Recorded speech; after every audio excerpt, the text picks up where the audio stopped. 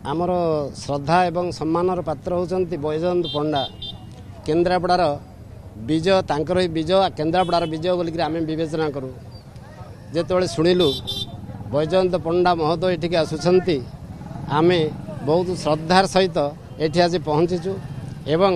यही सम्मेलन में बुद्धिजीवी सम्मेलन में अंशग्रहण करिछु जहाँ देखिलु उपस्थापन करिसन्ति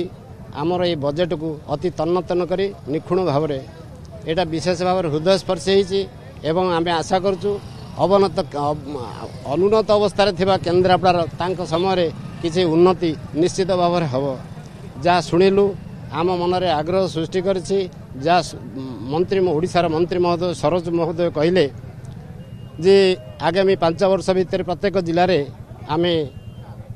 मेडिकल कॉलेज करिवार प्रस्ताव रखीचु या शुणी आम विशेष भाव में आह्लादित होचु कहीं ना आम एपर्यंत संग्राम कर आसीचु केन्द्रापड़े गोटे मेडिकल कॉलेज प्रतिष्ठित हो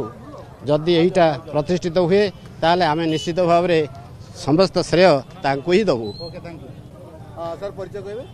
मु अवसर प्राप्त प्राध्यापक गोलोक चंद्र महाबई सर बजेट आलोचना कराउतला ए वर्ष बजेट केंद्र राज्य बजेट को आपण सांसद आ मंत्री उपस्थापन करथिले आलोचना करथिले त आलोचना केमति कोन रहिला को ऊपर गुरुत्व दिया जाय मु प्रथमे हमर सांसद बैजयंत पंडा महोदय को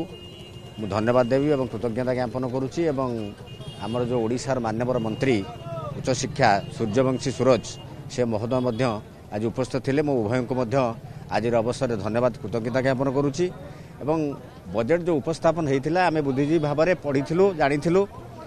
किंतु आज विशद भाव में जो आलोचना कले ता वास्तव में से धन्यवाद रह केंद्र बजेट मध्य लोकाभिमुखी एवं ओडिशा बजेट मध्य लोकाभिमुखी किंतु वास्तव में जदि या देश में कार्यकारी हम निश्चित भाव देशर उन्नति हो यही पदे मु गोटे वाक्य में शेष करुच्ची